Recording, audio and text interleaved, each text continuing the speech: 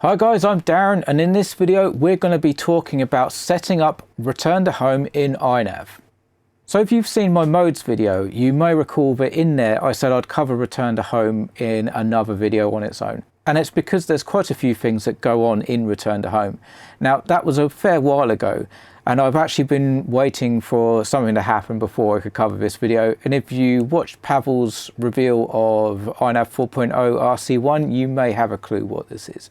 But we'll cover it when we get to it. So what I have here is iNav 4.0 RC1 set up here, iNav 4.0 RC1 configurator, and we're going to go through using those. So what I'm going to do is just get plugged in, and then we'll have a quick look in iNav. Right, so we're plugged in, we're ready to go, so let's connect. Now, where I got to in the last video was basically on the Failsafe screen saying that just set this up to use return to home. And what we'll do is we'll come back and look at it later. And the reason for that is there are quite a few settings with return to home. So they're all found on the advanced tuning page. Once it loads up, we'll have a quick look. But then what we'll do is we'll head over to the iNav GitHub, where everything is sort of well defined anyway. Right, so now this is loaded up, what we want to do is go down to these generic settings, and everything you need to know about return to home is right here. Now, the reason why it can get quite complicated is because you can actually have quite a few different return to home methods. And what this relies on is where you're flying. And what you might find is if you're flying in a different location, you'll have a more suited return to home to where you're flying. The same goes for the climb before return to home. This can be turned on, off, or spiral depending on the environment, but again, we'll cover that in a sec. So let's have a look at a few of the basic things that we have on here first. So we have return to home altitude. Now, this can vary depending on the altitude mode, but in general, it is the altitude that it will come home at, or at least at. Then we have the RTH Home Altitude. Now this doesn't change. Whatever return to home mode you use, the RTH Home Altitude always does the same thing. And what that is when it gets home, it will loiter down to this altitude. Now this is really handy if you have, say, like a mode like at least. So if you have either of the at least modes or max, then you could potentially, depending on if you're flying at 400 feet, you could potentially be flying home quite high and not be able to see yourself. What RTH Home Altitude does is when you get home, we'll lower down to this altitude. So about 45, 46 meters in this case, which, your model is easily visible at that height. If you use any mode that doesn't have linear descent, it's well worth setting this even if it is the same altitude as the RTH altitude. That's quite a standard thing. Another standard thing is to land after return to home. Now again, this also depends on your flying situation. If you're flying from a really wide open field with no obstacles in it, then you could potentially turn this on. What you have to remember with the land in iNav, it's basically a controlled crash. What it will do is loiter down until it gets to a threshold, then it will cut the power and just sort of circle down till touchdown.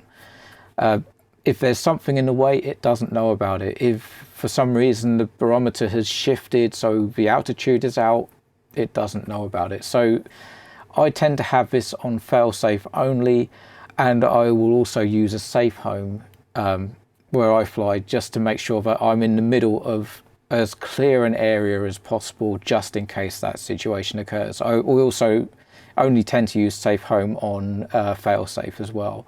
So if I do a regular return to home, it will be to my home position. Then we have two that you don't really need to change. This is the minimum return to home distance and the abort threshold. Now the minimum RTH distance is the minimum distance you can fly away from home before return to home will actually activate. If it's closer than that distance, it will just do an emergency landing and just glide down in a straight line. The RTH abort threshold is a safety check. No matter what we've got it set to, if for some reason we enable return to home and it starts flying away from us, and it just keeps flying away from us, this is set to 0.5 kilometer. So if it flies 500 meters away, when it should be potentially coming back, it will just emergency land, just to limit the damage, because potentially if this didn't get set, or it was set for a bigger distance, your plane could just keep flying and flying and flying. It's something that shouldn't happen, but potentially it could.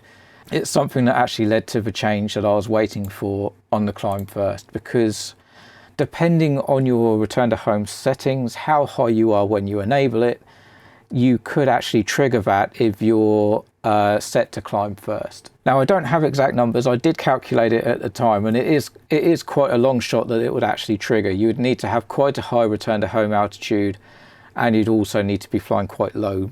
So you've got quite a big differential there.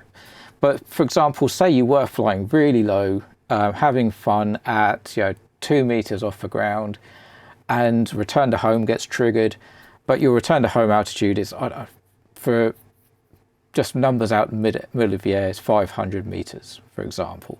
So at that point, it needs to sort of climb 500 meters, which is 0.5 kilometer, which is the same as our threshold here. So now what you need to do is, so you imagine you're at 2 meters off the ground. So for ease, let's say 0. The ground's dropped away, we're at 0. We need to be at 500 meters high before we've gone 500 meters in the distance. And if your climb rate isn't enough to get up there, you could potentially be below the RTH altitude while you're 500 meters away, which would trigger that emergency landing, which is why there's something else in there now that can help with this. The other option is a spiral climb, but again, depending on your flying location, that might not be suitable. But again, I'll cover that when we get to those sections. So we've covered this and this. This stuff here I don't really play about with. This is quite a new feature, which was quite nice, which means that you can override what happens in RTH. So if you're doing a climb first, you can switch over to a turn first, or you can set it to fly home at the current altitude using your sticks. It's quite a nice touch, and there's stuff in the wiki about that. But anyway, what we're going to do is just go over these return to home modes.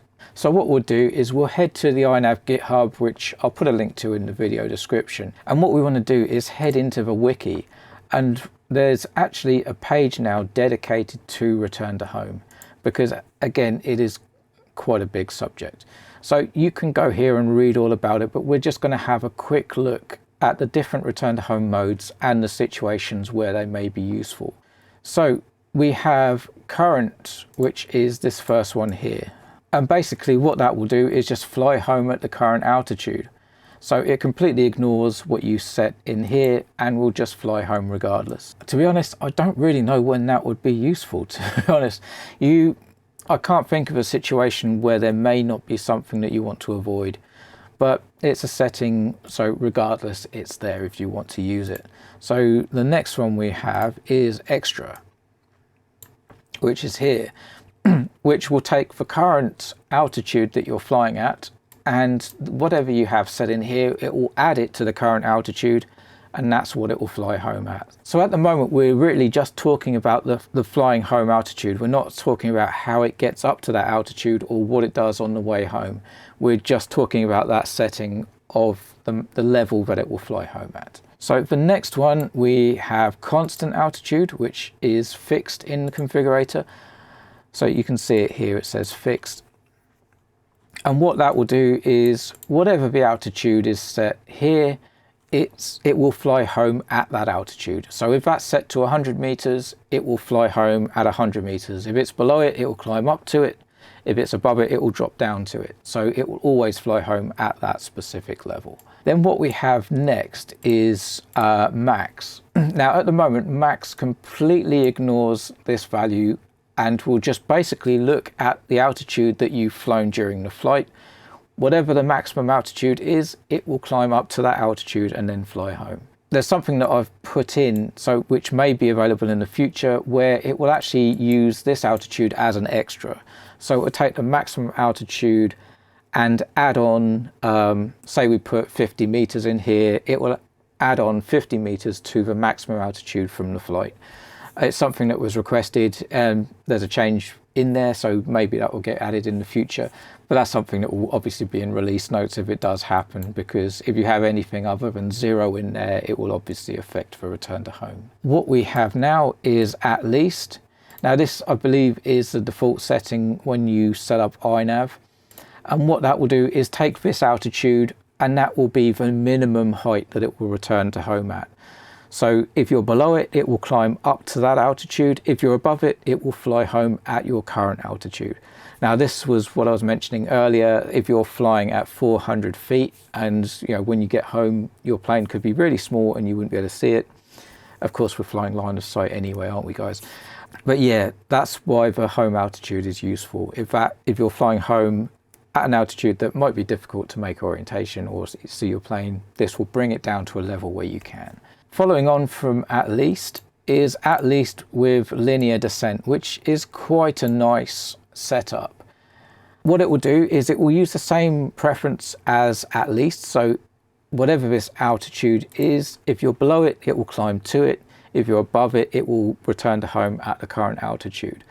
And then what it will do is on the way home, it will work out the distance to home and the amount of altitude it would need to drop to reach this altitude here once you arrive at home. So that will save energy because it will obviously be using less power to glide down and lose altitude. And it will be doing this the whole way home. Of course, if you're closer to home than it would get down to that altitude, it will just sort of loiter around when you get home. Again, that's why it's useful to have the home altitude set. So they're the methods, but as I was mentioning before, you really need to consider where you're flying.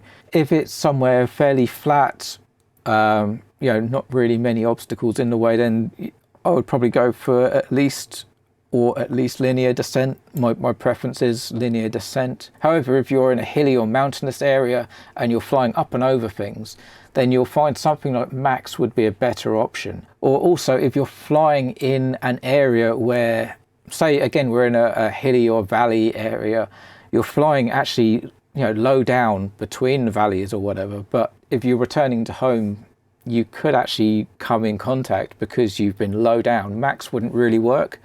So what you'd need to do is use something like fixed and set that above the highest sort of landmark in the area. If you're taking a winding path through a valley, for example, you hit return to home, what you want to do is come up so you'll clear those hills that are in the surrounding area. So that's why it's important to understand not only return to home, but the area you're flying in so you can choose the correct option for you. And you can actually change these options in the goggles OSD if you're using sort of analog goggles. Until DJI sort of gets canvas mode, you're out of luck, unfortunately. But if you're using analog, you can use the stick command to enter the OSD menu and you can change return to home settings in there. So they are the altitude modes. And what we have next is the climb mode. What I'm going to do is ignore the multi-rotor bits because we're fixed wing, aren't we? And now just explain what happens with the climb modes. So what you can see here is 3 settings. There's off, on and spiral. So off, what happens, it will immediately turn towards home and then start climbing up to the altitude. You can see that in the image here. It's flying along. Yeah, it's sort of climbing, but we'll ignore that. We hit return to home. At this point, it immediately turns round towards the home direction and then climbs up to the RTH altitude, depending, of course, on the RTH altitude mode that we've chosen. And once it gets up to altitude, it will fly home. So that's off. Why is this a good idea? Because we're immediately heading towards home, we're wasting as minimal energy as possible. All the time we're flying away from home, we're wasting energy effectively. So as far as energy efficiency goes, this is the best option. Why is it bad? Because you could be flying in an area where you have obstacles to the side of you. So for example, where I fly, there's quite often times where I'm flying low down between gaps, between 2 rows of trees, and they're only about 20-30 meters apart, which is well within the turn radius. So if I turn, I'm going to hit a tree. The way I'm seeing it from flying in my location is I'm not flying towards an obstacle. So I have climb first turned on because I'll always be heading towards a gap. Well, most of the time I'll be heading towards a gap, and it'll be more often that I have obstacles to the side. So the last thing I want to do is turn first. The other thing Andrew Newton actually mentioned when we were discussing this is if you turn first, potentially you could be going quite slow and you could be potentially low to the ground. And if you do this, your plane could stall. So if you're going slow, you haven't built up to cruise speed yet. So when you do that turn, it could actually stall out the ground. And if there's not enough altitude to recover, then you're on for a walk. So that's another reason potentially not to have climb first set to off. First option is set to on. And what that does is, as you'd expect, it will actually climb first before turning. So you can see in the diagram, our plane is flying along. We enable return to home. It climbs to the return to home altitude depending on the altitude mode. And once it gets up to that altitude, it will turn and then fly home. So that's with climb first turned on. So why is that bad? Because you could potentially be flying away from home. You know, there's a 360-degree circle that we're potentially flying in. At least half of that is going to be flying away from where we want to go. And then, you know, another 2/6 of that potentially are flying towards home, but sort of out to the side. So it's again wasting energy, but it will avoid obstacles to the side. The next option is spiral. What this will do is loiter up to the return to home altitude and then fly home. So this would be a good option if you're in a sort of a mountainous area, because you're limiting that climb to your loiter radius. And hopefully you've got enough space around you to make that. So yeah, if you're in a hilly or mountainous environment, this will be the safest option. You could have an obstacle in front of you, you could have them to the sides, but you've got the best chance with this option. So as you can see, we're flying along, enable RTH, loiter up, and then once we get up to the altitude, we turn towards home if we're not already facing it, and then fly home. So that's where we were at with iNav 3.0. So spiral was added in 3.0. But as I mentioned, I don't use spiral because I could hit an obstacle, but this is potentially wasting energy. So what came along that I was waiting for was a 2-stage climb first. So this you need to set in the CLI. There's basically 2 options. There's first stage altitude and then there's first stage mode. So first stage altitude is basically similar to RTH altitude. My RTH altitude I have set in this example 76 meters. I usually have it a bit higher, and that's because I fly with other planes. So I have my RTH reasonably high, so I usually have it around 100 to 110 meters, just to make sure that I'm above and clear from other planes that could be doing circuits or whatever. But the obstacles that are around me are maybe 30-40 meters high. So what I can do is just set this first stage altitude to 40 meters. To make things easier, what we'll do is we'll say RTH altitude here is 100 meters and this first stage altitude is 50 meters. Nice and easy. And I'll explain what happens with those later on. If this is set to 0, it turns the feature off, which is how it comes out the box. So don't worry about it if you don't want to use it, it's already disabled. And then what we have is the climb first mode, where you can have at least or extra. And these work exactly the same way as the at least and extra that we have up here. So coming back down to here, if we set our first stage altitude to 50 meters, if we're using at least, if we're below 50 meters, it will go up to 50 meters. If we're above 50 meters, it will just turn and go straight to home. If we're using extra, it will take the current altitude and add those 50 meters to it. We're always going to be below the first stage altitude. But if the first stage altitude crosses over the RTH altitude, once we get up to RTH altitude, it will just turn home. So how does that work in practice? Well, this is our little plane here. We're flying along. We enable return to home. For ease, we're going to say we're using the at least mode with 50 meters, and we have 100 meters to our full return to home altitude. And just for ease of use, we're going to say that we're far enough away that we do need to get up to that 100 meters. Okay, so what happens? We're flying along, and this is using just climb first on. It does work with spiral climb too. So we're just flying along, we enable a return to home. We'll climb up to that 50 meters, which is our first stage altitude. At that point, we turn to home, and then we'll climb up to the remainder of the 100 meters on the way home. So you can see we're much more energy efficient than the standard climb first used to be. And we still have all the advantages of not hitting anything to the sides of us that could potentially be there, if that's what your flying environment involves. And the same is true with the spiral climb. So it will be flying along, enter return to home. We will spiral climb up to the 50 meters, turn towards home, and then climb to the 100 meters on the way home. So it just gives more options about how you want to use the climb first part of return to home. And basically you should be able to work out an efficient and safe method to use whatever your flying environment. So I hope that helped explain what happens with return to home and why it's quite a complex thing to set up. And it's one of those things that you can't really give advice for, only explain how it works, because it completely depends on the flying environment. So just to wrap up, we've explained the different parts of the return to home settings, how the different return to home modes work, how the different climb modes work, and you should hopefully have enough information to work out what return to home is best for you. It's one of those things where you can't really give advice for what to use. It's, I could quite happily say to people, yeah, just use climb first and it will be good, but it's not good for every environment. It's very much dependent on where you're flying.